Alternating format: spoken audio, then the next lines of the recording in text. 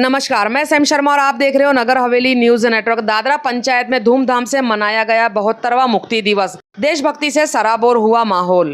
दादरा ग्राम पंचायत परिसर में आजादी के प्रतीक 72वें मुक्ति दिवस को बड़े ही हर्षोल्लास और गर्व के साथ मनाया गया।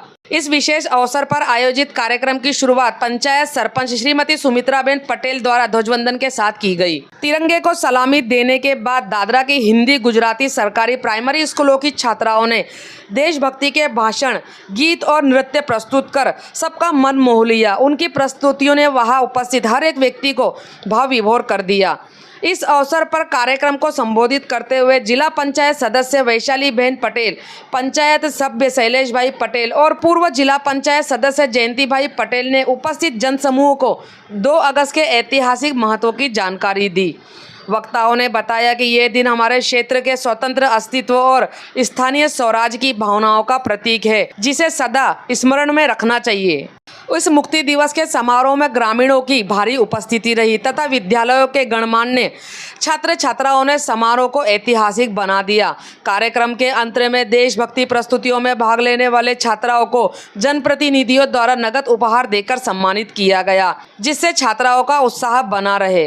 दादरा नगर हवेली न्यूज नेटवर्क की ओर से भी हम 2 अगस्त मुक्ति दिवस के अवसर पर सभी प्रदेश वासियों को हार्दिक शुभकामनाएं देते हैं और कामना करते हैं कि इसी तरीके से हमारा प्रदेश आगे बढ़ते रहे और विकास करते रहे। जय हिंद, जय भारत। नमस्कार, मैं सैम शर्मा और आप देख रहे हो नगर हवेली न्यूज नेटवर्क। दादरा पंचायत में धूमधाम से मनाया गया 72वां मुक्ति दिवस। देशभक्ति से सराबोर हुआ माहौल। दादरा ग्राम पंचायत परिसर में आजादी के प्रतीक 72वें मुक्ति दिवस को बड़े ही हर्षोल्लास और गर्व के साथ मनाया गया। इस विशेष अवसर पर आयोजित कार्यक्रम की शुरुआत पंचायत सरपंच श्रीमती सुमित्राबेन पटेल द्वारा ध्वजवंदन के साथ की गई। तिरंगे को सलामी देने के बाद दादरा की हिंदी, गुजराती सरकारी प्राइमरी स्कूलों की छात्राओं ने देशभक्ति के भाषण, गीत और नृत्य प्रस्तुत कर सबका मन मोह लिया। उनकी प्रस्तुतियों ने वहां उपस्थित हर एक व्यक्ति को भाव विभोर कर दिया।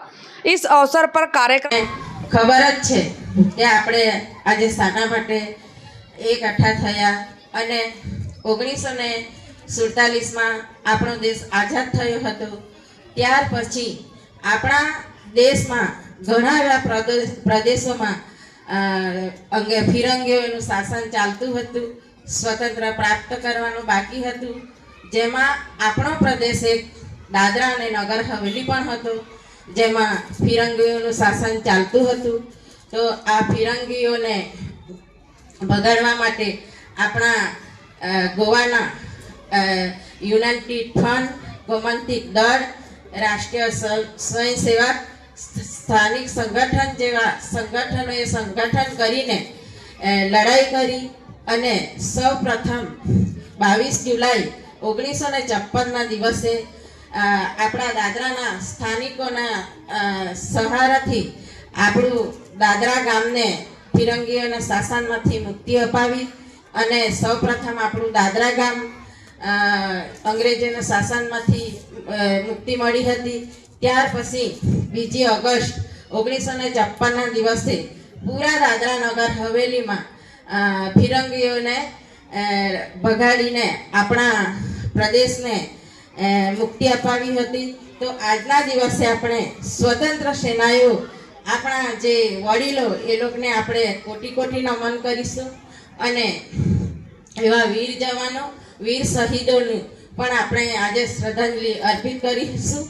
અને આપણો પ્રદેશ અંગ્રેજોના શાસન પછીથી આપણા પ્રદેશમાં ખૂબ સારો એવો વિકાસ થયો।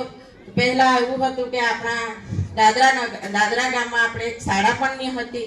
આપણા ગામના લોકો લવાસામાં શિક્ષણ લેવા માટે જતા હતા। તો આજે આપણા प्रदेश में के अपना गाम में खूब ज सारी एवी शिक्षण की सुविधा से अने बाळकोए खूब सरस शिक्षक लईने अगाड़ी वधीने पोताना माता पितानुं नाम रोशन करवानुं, आपणा गामनुं नाम रोशन करवानुं। तमारा माटे शिक्षको पण खूब ज मेहनत करे।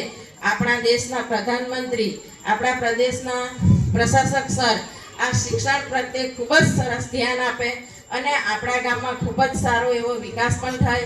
આપણે દાદરા ગામમાં નવું આંગણવાડીનું મકાન બન્યું, દેમણી બેલિયા ફળિયામાં નવી આંગણવાડીનું મકાન, દેમણી નહેર ફળિયામાં નવું આંગણવાડીનું મકાન અને આપણા ગામમાં જે વૃદ્ધા પેન્શન મળે એ 549 લાભાર્થીને લાભ મળતો છે.